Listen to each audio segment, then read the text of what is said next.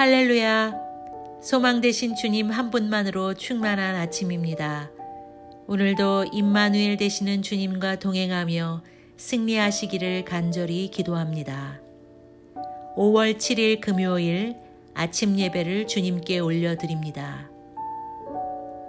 다 함께 사도신경으로 신앙을 고백하겠습니다. 전능하사 천지를 만드신 하나님 아버지를 내가 믿사오며 그 외아들 우리 주 예수 그리스도를 믿사오니 이는 성령으로 잉태하사 동정녀 마리아에게 나시고 본디오 빌라도에게 고난을 받으사 십자가에 못 박혀 죽으시고 장사한 지 사흘 만에 죽은 자 가운데서 다시 살아나시며 하늘에 오르사 전능하신 하나님 우편에 앉아 계시다가 저리로서 산자와 죽은 자를 심판하러 오시리라.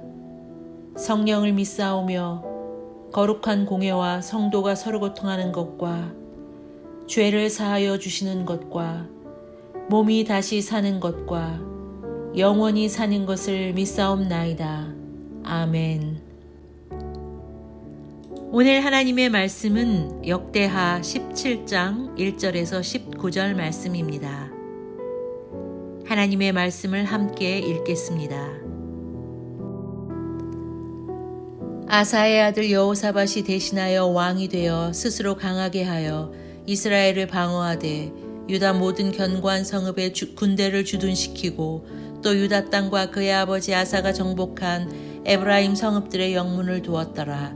여호와께서 여호사밧과 함께 하셨으니 이는 그가 그의 조상 다윗의 처음 길로 행하여 바알들에게 구하지 아니하고 오직 그의 아버지의 하나님께 구하며 그의 계명을 행하고 이스라엘의 행위를 따르지 아니하였음이라. 그러므로 여호와께서 나라를 그의 손에서 견고하게 하심에 유다 무리가 여호사밧에게 예물을 드렸으므로 그가 부귀와 영광을 크게 떨쳤더라. 그가 전심으로 여호와의 길을 걸어 산당들과 아살의 목생들도 유다에서 제거하였더라.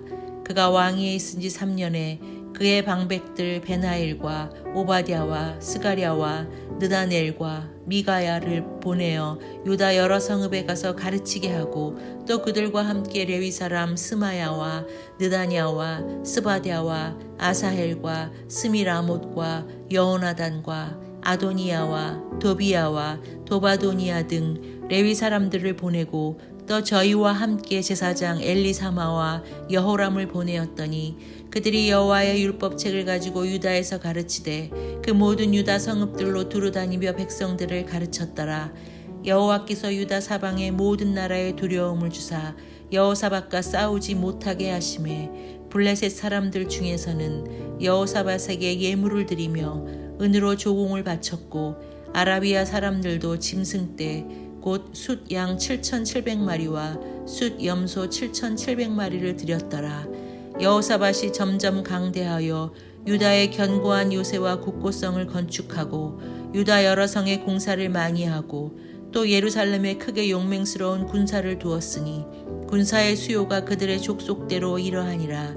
유다에 속한 천부장 중에는 아드나가 으뜸이 되어 큰 용사 30만 명을 거느렸고 그 다음은 지휘관 여호하나니니 28만 명을 거느렸고 그 다음은 시그리의 아들 아마시아니 그는 자기를 여호와께 즐거이 드린 자라 큰 용사 20만 명을 거느렸고 베냐민에 속한 자 중에 큰 용사 엘리아다는 활과 방패를 잡은 자 20만 명을 거느렸고 그 다음은 여호사밧이라 싸움을 준비한 자 18만 명을 거느렸으니 이는 다 왕을 모시는 자요 이 외에 또 온 유다 견고한 성읍들에 왕이 군사를 두었더라.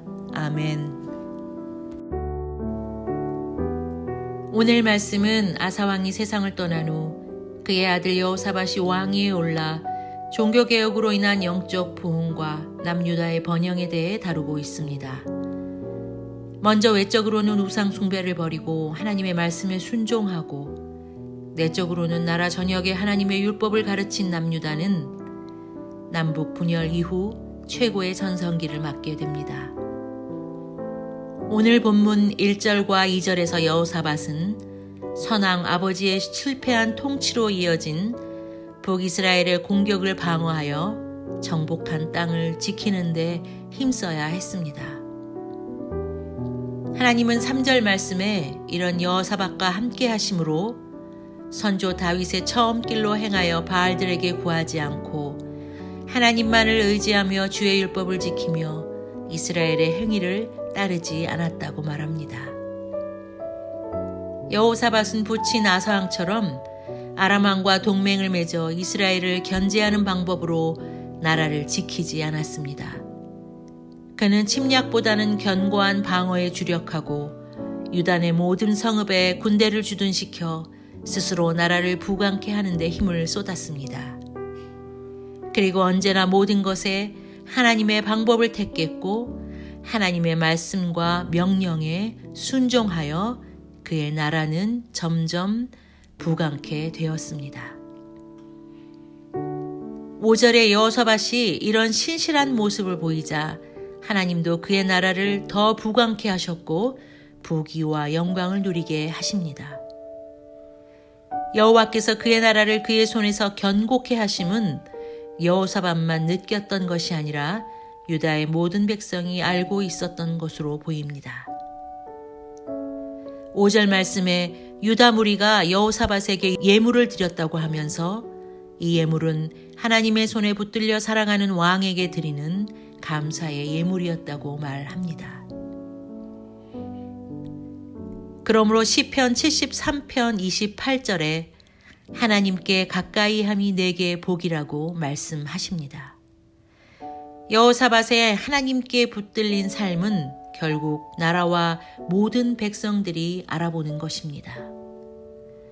진정한 리더십은 하나님을 경외하면서 나오는 것임을 알게 됩니다. 온 백성으로 마음에서 우러나와 자발적으로 드리는 예물이야말로 하나님께서 기뻐하실 뿐 아니라 나라를 더 단단하게 하여 부귀와 영광을 크게 떨치도록 축복하시는 길이라는 것입니다. 또한 7절에서 9절 말씀의 여호사밧은 유다의 영적 개혁을 위해서는 백성이 하나님의 말씀을 알아야 한다고 생각했습니다. 그는 즉위 3년에 유다 여러 성읍에 방백과 레위인과 제사장을 보내 유다 백성들에게 율법을 가르치게 했습니다. 율법을 가르친다는 것은 나라의 질서를 세움과 동시에 하나님의 권위를 세우는 일이었습니다. 하나님의 백성이 스스로 하나님의 말씀을 배우지 않고 무지하면 살아도 스스로 어떤 삶을 살아가는지 알지 못하기 때문입니다. 여호사밧은 가능한 많은 백성들에게 하나님의 율법을 가르치기 위해 율법 교사들을 순회시키는 방법을 고안해냈습니다. 그는 단순히 우상을 제거하는 일에만 머무르지 않고 백성의 마음에 하나님의 말씀으로 충만히 채워야만 진정한 부흥이 일어날 수 있었음을 알았던 것입니다. 외적으로는 공력을 강화하고 내적으로는 하나님의 말씀으로 겸비된다면 그 어떤 공동체도 무너뜨릴 세력은 없기 때문입니다. 겉모양만 바뀌는 변화는 온전한 변화가 되지 못합니다. 우상을 버리는 것에 만족하지 않고 빈 곳에 하나님의 말씀으로 채워야 하는 것입니다. 오직 말씀으로 속사람이 변화된다면 우리는 어떤 환경 속에서라도 하나님만을 바라보며 흔들리지 않는 신앙으로 반석 위에 설 수 있기 때문입니다. 그러므로 개인뿐 아니라 교회의 진정한 부흥 또한 하나님의 말씀에 기초한 것이어야 합니다. 아무리 크기가 커졌다 하더라도 말씀 없는 공동체는 점점 부패하는 것이며 성도와 교회의 부흥은 말씀을 빼놓고는 말할 가치가 없는 것이기 때문입니다. 이렇게 여호사밧의 가르침을 따라 유다 백성들이 여호와의 율법을 배우고 그 안에 기록된 대로 행하기 시작하자 놀랍게도 주변의 나라들이 유다를 두려워하기 시작합니다. 역대기 저자는 역대상 18장 6절 말씀에서 아람 사람이 다윗의 종이 되어 조공을 바치니라 라고 다윗과 주변 나라들의 관계를 기록하였듯이 여호사밧의 통치에 있어서도 이전에 유다를 우습게 보던 나라들이 11절 말씀에 유다를 만만히 보지 못하게 되었을 뿐 아니라 거꾸로 유다의 조공을 바치기 시작했다고 말합니다. 여호사밧이 시행한 변화와 개혁은 주변 나라에도 영향을 미쳤습니다. 이제는 그 누구도 건드릴 수 없는 강한 나라가 되었다는 것입니다. 이렇게 된 이유가 무엇일까요? 이는 12절과 13절에 여호사밧이 왕이 된 후에 유다의 군대가 정비되고 성읍들이 견고해진 것도 사실이지만 근본적인 이유는 따로 있었다고 말합니다. 그것은 다시 10절 말씀에 하나님께서 유다 사방의 모든 나라에 두려움을 주어 여호사밧과 싸우지 못하게 하셨기 때문이라고 말씀합니다. 온 나라가 하나님의 말씀 앞에 견실하게 나아가는 모습이 이방 나라에서 보기에도 하나님이 유다와 함께 하시는 것이 느껴져서 두려워졌던 것입니다. 세상을 창조하신 하나님의 능력이 하나님을 알지 못하는 이웃 나라에게도 전달될 것이 두려움의 이유였다는 것입니다. 이제 여호사밧이 거느렸던 군대는 큰 용사들의 지휘 아래 엄청난 규모의 군사들로 모여들었습니다. 여호수아가 가나안을 정복할 때 이끌었던 군대가 60만이었던 것을 생각하면 유다 한 지파의 군대만 116만이었다는 것은 놀라운 일이 아닐 수 없습니다. 특별히 16절에 시그리의 아들인 아마시아는 자기를 여호와께 즐거이 드린 지도자였다고 기록하고 있습니다. 여기서 즐거이 드렸다는 말은 아낌없이 기꺼이 자원했다는 뜻입니다. 이는 자신의 권세나 명예가 아닌 하나님을 향한 신실한 마음이었음을 말합니다. 여호사밧의 시대가 이렇게 풍성할 수 있었던 이유는 오직 여호와 하나님이 함께 하시는 축복 때문이었습니다. 그리고 하나님이 주시는 믿음과 지혜를 따라 섬기는 이들이 있었기에 유다는 하나님의 태평성대를 누릴 수 있었습니다. 오늘 우리는 특별히 10절 말씀에 더 은혜 받기를 원합니다. 여호와께서 유다 사방의 모든 나라에 두려움을 주사 여호사밧과 싸우지 못하게 하심에 하나님이 부어주시는 복은 막강한 군사력보다 더 든든하며 쌓아놓는 재물보다 더 풍성한 것입니다. 결국 하나님을 알지 못하는 나라에 세상의 창조주이시며 주관자이신 주님의 능력이 전달된 것입니다. 오늘날 세상은 교회를 비웃고 손가락질합니다. 왜 우리는 여호사밧의 시대를 살아가지 못하는 것일까요? 그것은 교회가 하나님을 더 이상 두려워하지 않기 때문입니다. 하나님을 향한 두렵고 떨리는 마음이 없기 때문에 세상도 교회를 만만히 보는 것입니다.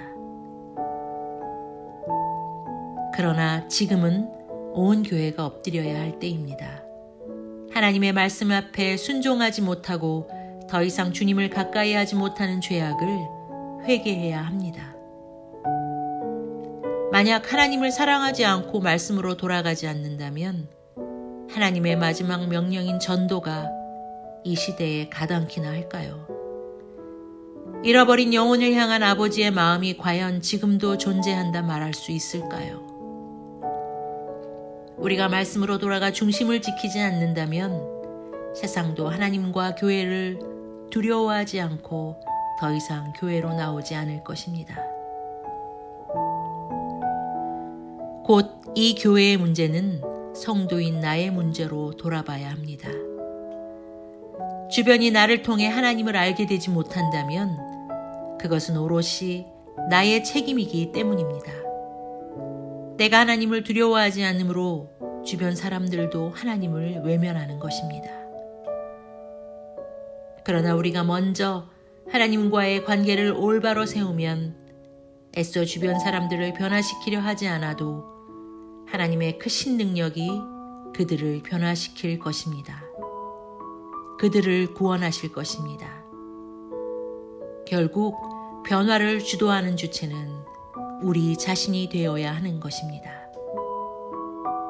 오늘 하루 이 진리를 붙잡고 내가 먼저 두렵고 떨리는 마음으로 하나님 앞에 나아감으로 주님의 임재가 우리 삶 곳곳에 임하는 축복이 있기를 간절히 기도합니다.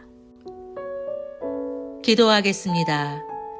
왕이신 하나님, 우리 인생의 주관자이시며 통치자이신 주님의 능력을 찬양합니다. 하나님을 가까이 함이 복임을 깨닫고 오늘 이 아침도 주님 앞에 더욱 가까이 나아갑니다. 성령 하나님의 은혜와 충만하심으로 우리를 붙들어 주옵소서. 그 성령의 은혜로 우리 속사람을 변화시켜 주시고 하나님의 말씀으로 채워 주옵소서. 이 세상의 모든 대단함보다 주님으로 말미암는 것이 더 복된 삶임을 확신하게 하시고 주님을 향한 두렵고 떨리는 마음이 회복되게 하옵소서. 오늘도 우리가 있는 모든 자리에서 온전한 제자의 삶을 살아 나를 통해 주님의 영광이 드러나게 하옵소서. 감사를 드리며 예수님의 이름으로 기도하였습니다. 아멘. 하늘에 계신 우리 아버지여, 이름이 거룩히 여김을 받으시오며 나라가 임하시오며 뜻이 하늘에서 이루어진 것 같이 땅에서도 이루어지이다. 오늘 우리에게 일용할 양식을 주시옵고 우리가 우리에게 죄 지은 자를 사하여 준 것 같이 우리 죄를 사하여 주시옵고 우리를 시험에 들게 하지 마시옵고 다만 악에서 구하시옵소서. 나라와 권세와 영광이 아버지께 영원히 있사옵나이다. 아멘.